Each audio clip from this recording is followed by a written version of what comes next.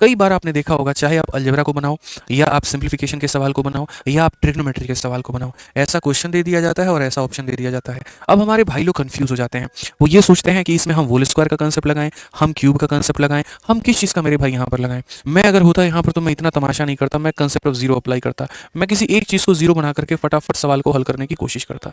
जैसे हम यहाँ पर क्या करते हैं, ए को ही जीरो बना देते हैं। अगर हम ए को जीरो बना देते तो ए का नामो निशान हम इस दुनिया से मिटा देते हैं। तो ए का नामो निशान मिटा देते तो यहाँ पर कितना आता, b/2। कितना आ जाता, b/2।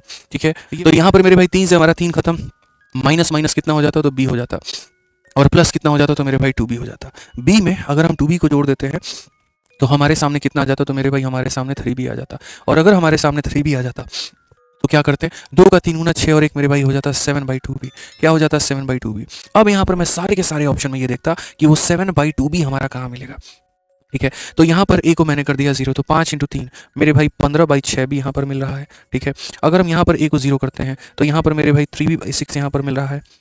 ठीक है, अगर हम यहाँ 0 को करते हैं तो ये हमारा 21 बटे मेरे भाई यहाँ पर 6 मिल रहा है, जिसको अगर मैं 3 से काटूंगा तो मेरे भाई 3 से काटूंगा तो ये 7/2, यानी ये हमारा हो गया 7/2 भी मेरे भाई।